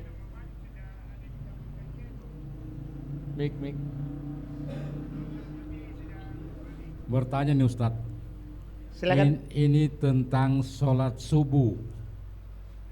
Ada satu masjid di Palu ini mengadakan sholat subuh hari Jumat rutin sujud tilawah. Bagaimana hukumnya itu Ustadz? Baik, Pak. Diperselisihkan oleh para ulama terkait dengan sujud tilawah di surah As-Sajdah. Itu memang diperselisihkan, Pak. Disebabkan karena Nabi tidak sujud ketika membacanya. Tapi di lambang yang sama, Nabi sujud di tempat lain. Di lambang yang sama. Makanya ada 2 sikap dari ulama dalam masalah itu. Misalnya di juz 30 kan ada 2 tempat itu. Ada di surat Al-Alaq, lambang sajadah, Nabi pernah sujud. Ada di dalam surat apa? Al-Insyiqaq ya. Hah? Nabi sujud di situ. Di surah An-Najm, Nabi sujud di situ. Nabi sujud di situ. Iya. Jadi ada lambang sajadah, Nabi sujud. Tapi di surat As-Sajdah Alif Lam Tanzil, Nabi tidak dinukil sujud di situ. Dan ada 14 atau 15 di atas perselisihan tempat kedua di surat Al-Hajj. Lambang sajadah di Quran. Mayoritas berkata, iya karena Nabi telah sujud di 4 tempat yang ada lambang sajadah, 4 tempat saja Nabi sujud. Maka ini isyarat. Isyarat. Semua yang ada lambang sajadah di 10 sisanya atau 11 sisanya sujud. Itu mayoritas, Pak. Itu mayoritas ulama. Sebagian ulama tidak. Kita hanya sujud di tempat yang Nabi sujud. Walaupun ada lambang sajadahnya. Itu, Pak, 2 pendapat. Dan pendapat jumhur mayoritas memang lebih kuat. Karena ada namanya dalil isyarat. Sehingga apa yang mereka lakukan tadi itu di Jumat, Pak, itu bukan bid'ah. Dipastikan itu bukan bid'ah. Karena memang ada sisi pendalilan yang kuat di situ. Iya, kebanyakan ulama fikih berpendapat sujud di ayat sajadah. Iya, tapi hukumnya sunnah. Bukan yang wajib. Bukan wajib. Karena sebagian orang awam dikira itu wajib. Kalau tidak sujud, salah. Tidak, itu juga salah. Karena yang benarnya sujud tilawah adalah di semua tempat. Di semua tempat. Bahkan di tempat yang Nabi sujud padanya. Itu hukumnya sunnah. Bukan wajib. Wallah. Iya. Terkait dengan pertanyaan pertama tadi atau yang kedua tadi itu masalah waris. Yang saya tanyakan begini, Ustaz. Kalau yang sudah meninggalkan sudah pasti seperti tadi penjelasan tadi. Nah sekarang orang tua ini masih hidup, terus dia hibahkan atau dia bagi-bagikan memang kepada anak-anaknya tadi, misalnya ada 5 atau beberapa orang begitu. Dan itu belum dilegalisir, maksudnya belum dibalik nama dan seterusnya. Apakah begitu orang tua tadi itu sudah meninggal, harta tadi itu kembali ke jatuh waris atau memang sudah tetap sebagai hibah begitu, Ustaz? Kalau itu adalah pemberian hibah, sudah tidak jatuh ke warisan. Jadi pemberian orang tua saat dia masih hidup itu tidak dibilang waris, hibah. Kalau begitu, kalau kita bilang hibah itu jatuh ke waris, berarti kembali semua dari bayi kita dikasih. Nah, baju yang dibeli dulu, kumpul semua, nah baru kita bagi-bagi. Kan begitu jadinya, Pak. Jadi hibah, pemberian saat hidup, tidak dianggap kewarisan.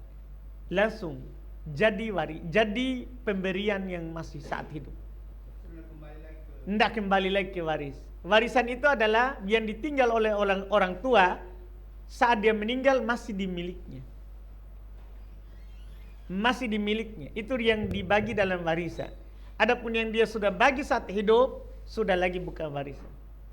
Ada pernyataan bahwa selagi dia belum di legasi, maksudnya dibalik nama, itu akan tetap kembali lagi. Itu kan kita berbicara hukum negara, Pak. Bukan hukum secara agama. Kalau agama kan kapan dia bilang ini untuk kamu, ini untuk kamu, itu sudah sah jadi pindah milik. Kan masalah surat kan itu kan masalah urusan administrasi, Pak. Itu tidak mempengaruhi tadi ucapan. Walaupun sebenarnya kalau mau kuat dia langsung balik nama. Gitu, Pak. Wallah alam.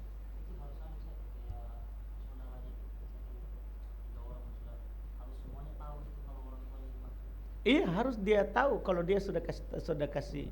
Itulah nanti muncul perselisihan karena dia tidak tahu. Harus dia tahu, dia kumpulkan anaknya. Nah, kamu yang di sana untuk kamu karena kamu sudah berkeluarga, sudah besar, kamu bisa kelola. Iya, kan begitu. Ini isyarat dari anak yatim kan begitu. Kan kalau ada anak yatim punya harta yang mengurusnya adalah walinya kan begitu. Tapi kalau dia sudah balik, dia serahkan. Makanya boleh dikasih anak itu langsung dikasih. Dia harus ditahu supaya nanti tidak ada perselisihan. Tidak juga dibilang dasar, karena ini hartanya orang tua, apa hubungannya dengan anak? Cuman orang tua kalau tidak memberikan semua anaknya, dia dolim. Tidak ada hubungannya dengan anak ini, punyanya bapak ini. Tidak ada dibilang tidak sah, tetap sah. Cuman untuk mencegah perselisihan. Begitu. Iya, Pak, tidak harus sama kalau hibah. Hibah itu tidak harus sama, yang penting sama-sama diberi. Kan kita berikan adalah sesuai kebutuhannya anak. Tapi yang penting sama-sama diberi. Iya, begitu, Pak. Wallah. Ya. Kalau yang memberikan hibah itu dia masih dikelola itu kan, tapi dia sudah diberikan sama kemanakan. Berarti belum diberi itu, Pak.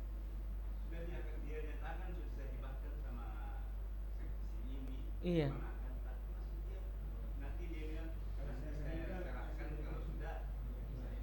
Berarti itu wasiat. Bukan salah, wasiat namanya. Iya, jadi maksudnya kalau itu pemberian yang diikat dengan kematian, maka itu namanya wasiat. Bukan hibah. Karena hibah itu saat hidup dikasih dan diambil saat hidup. Kalau dikasih saat hidup dan diambil saat meninggal, wasiat. Iyalah, tapi tergantung yang ini. Intinya kan sudah punya. Tapi kalau dibilang, oh iya, kita mau pakai dulu selama kita hidup, berarti kan kembali lagi begitu, Pak. Adapun dia yang bilang, ini untuk kamu nak, tapi saya meninggal baru ambil. Wasiat itu, Pak, bukan hibah. Nggak, orang saja sebenarnya masalahnya orang adalah tidak bisa bedakan antara hibah dan wasiat. Itu saja masalahnya. Harus dibedakan antara hibah dan wasiat. Wallah alam. Ini wasiat tadi ini kan dia kan masih hidup tadi, jadi dia wasiatkan nanti kalau saya sudah meninggal baru ambil bukan. Ini untuk siapa? Untuk anak. Untuk anak. Tapi ternyata maksudnya gini, apakah wasiat tadi ini dia kembali lagi ke yang sama suka jatuh ke waris atau bagaimana? Kalau wasiat kan kalau bapak tadi kemenakan ya. Kalau saya ini anak. Kalau kita ini anak. Kalau kemenakan kan memang boleh wasiat. Kalau kemenakan ya toh, berarti dia punya anak, punya orang tua misalnya, boleh berwasiat untuk kemenakan karena dia bukan ahli waris. Tapi kalau untuk anak dan dia wasiat, itu yang batal, Pak. Itu bedanya hibah dan wasiat. Kalau hibah tidak batal dengan meninggal, tidak kembali ke warisan. Kalau wasiat kembali jadi warisan. Kenapa? La wasiat ahli waris. Tidak ada wasiat untuk ahli waris. Inilah perselisihan juga di luar sana banyak. Karena orang berkelahi gara-gara ada wasiat terhadap harta warisan. Ini saudara yang lain protes karena tidak adil ini, karena pasti orang tua juga berwasiat, ada kecondongan hati, ada yang merawatnya saat padahal belum tentu ini yang merawatnya lebih baik nanti ke depan. Makanya Nabi tutup la wasiat ahli waris, tidak ada wasiat untuk ahli waris. Ini yang batal, kembali ke warisan. Ya, baiklah, saya ke pertanyaan online. Waktu telah menunjukkan pukul 6:59. Jadi ini 2 pertanyaan terakhir. 1 menit ya? Ya, Ustaz. Pukul 7, Ustaz. Baik. Jadi ini pertanyaan terakhir online. Nanti kalau masih penasaran bisa bertanya langsung. Baiklah, Ustaz. Bagaimana jika seorang suami ketika dia keluar rumah yang katanya pergi ikhtiar dan punya urusan di luar, kadang dia agak lama di luar, terus istri menelpon menanyakan si suami lagi di mana. Kadang suami tidak mengangkat telepon istrinya, disuruh chat saja karena lagi ngobrol sama temannya. Dan suami menasihati istrinya agar baik sangka ketika dia di luar rumah. Padahal si istri hanya ingin tahu kabar suaminya dan rindu suara suaminya. Terus kata, Masya Allah. Bukan ji bapak ini.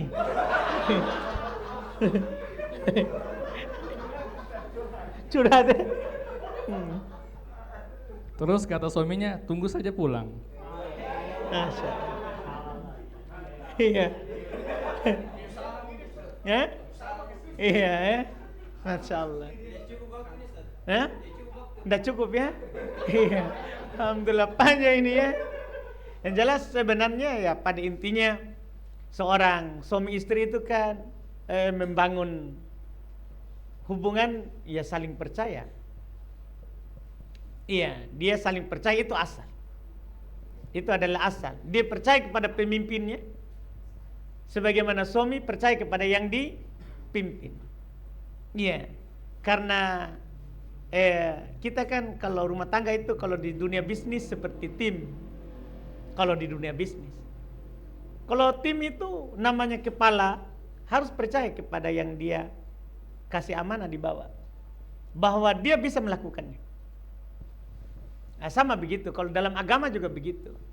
Iya, kita saling percaya saja. Tidak boleh kita berburuk sangka.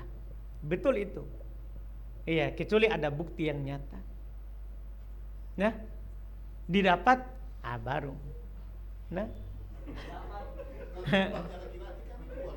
iya, Masya Allah.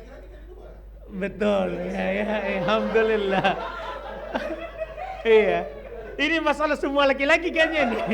Iya, alhamdulillah ya. Cuman Masya Allah tahu, sebenarnya itu tadi kan dia sudah bilang toh, mau dengar suara. Jadi kasih dengar saja. Iya, kalau dia telepon angkat saja, kasih dengar. Itu masalahnya. Iya. Masalah ini kalau telepon terus. Iya, telepon terus. Direkam. Iya. Kalau ini masalah. Kalau saya Pak, supaya tidak telepon terus langsung ke video begini. Iya, supaya aman, karena dia kira ini kita lagi di kamar. Itu intinya. Jadi kan itu semua perempuan Pak sama, bukan hanya istri tak. Iya. Istri saya juga begitu. Iya. Ini bahasa sama semua. Karena kecemburuan itu adalah sama. Bahkan kalau kita mau tahu, istrinya Nabi juga begitu. Saat Nabi sama Aisyah, ada istri Nabi kirim makanan lewat pelayannya, bawa ke Nabi di rumah Aisyah. Dipukul tangannya. Pelayannya itu jatuh, piringnya tadi pecah. Apakah Nabi marah? Tidak perlu marah, itu memang perempuan begitu. dia cuma bilang kepada pelayan, "Gorot, ya, ummukum." Ibu kalian lagi cemburu. Biasa itu, saudara. Iya, dulu belum ada HP ya. Jadi wajar saja. Dulu masalah kirim makanan. Iya tak? Ini kan begitu. Itu perempuan memang sifat terpujinya dia adalah cemburu. Iya. Karena juga itu kita tahu perempuan itu kan dunianya beda kita, laki-laki. Dunianya perempuan itu kalau sudah nikah dengan kita, dia hanya kita temannya. Kalau kita laki-laki berkelahi sama istri, banyak teman tak ini lihat sama kita. Iya, kalau perempuan. Berarti Ustaz, istri dicarikan teman juga. Wah, Bapak pintar ya. Iya. Ini istri kita dengar. Atau kita matikan jaringannya. Kadang ada jalan keluar, tapi bukan sebagai jalan keluar. Karena gini, kadang kita itu saat dia tidak dicarikan teman, dia percaya kita keluar. Saat dia kita tidak carikan teman, tapi saat kita carikan teman, selesai. Selesai masalah. Karena yang itu perempuan makarnya lebih tinggi. Makarnya perempuan tinggi. Tinggi sekali makarnya itu perempuan. Bahkan sudah banyak bukti. Ada teman bilang, "Baik, kadang gara-gara cuci ban motor kita dimasalahkan." Iya, kenapa itu kalau ke sana nak cuci ban motornya? Kalau ke sini, nah gitu. Kadang juga ada teman cerita sama saya, setengah mati memang, susah. Bayangkan ini, supaya kita berkelahi, dia sengaja bikinkan teh saat saya mau pergi ini giliran ke sana. Dia bikinkan teh panas sekali, jadi terpaksa lama. Akhirnya sebelah sana menelpon, "Mana kau jamu mi?" Bagaimana? Mau ndak diminum ndak boleh kembali nanti. Pokoknya perang setiap hari. Makanya kadang itu Abu, kita carikan cari teman itu masalah. Bayangkan kalau saya carikan teman yang di rumah, antum kira bisa ke Palu?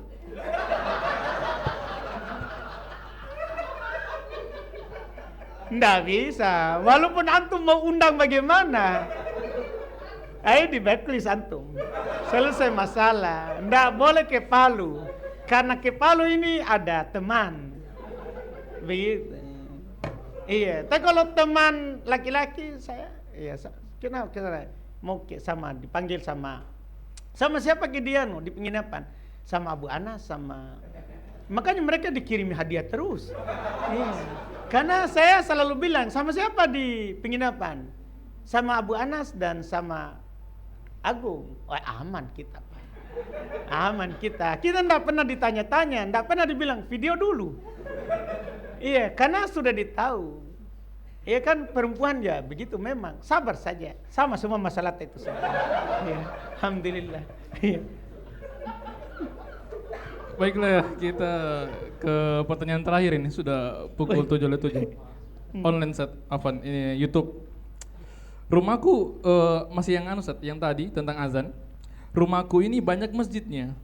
Biasanya masjidnya azannya beda-beda waktu. Jadi kita berdoa di azan masjid yang mana, Ustadz? Yang kita jawab. Yang kita jawab adanya. Itu untuk komprominya. Walaupun sebenarnya dalilnya umum sebenarnya. Dalilnya umum untuk semua ada. Tapi yang paling mendekati adalah isyaratnya Nabi adalah kalau kalian mendengar adzan, katakanlah. Maksudnya ucapkanlah seperti ucapannya. Yang kita jawab adzannya di situ. Yang kalau dia bilang Allahu Akbar, dia bilang juga, kita bilang juga Allahu Akbar, itu yang kita anggap. Itu yang kita hitung. Wallahualam. Baiklah, dengan dijawabnya pertanyaan tadi, tanda berakhirnya program Tanya Jawab seputar Islam bersama gurunda kita. Jangan lewatkan pukul 10 hadis Arba'in An-Nawawi di SDIT Lukmanul Hakim Palu, Jalan Keramik. Dan juga di sana mungkin ada sesi tanya jawab ya, Ami Agung. Jadi yang masih penasaran bisa bertanya di sana atau bisa bertanya langsung kepada Ustadz. Dengan ini kita tutup majelis ini dengan doa kafaratul majelis. Subhanakallahumma wa bihamdik asyhadu an la ilaha illa anta astaghfiruka wa atubu ilaik. Wassalamualaikum warahmatullahi wabarakatuh.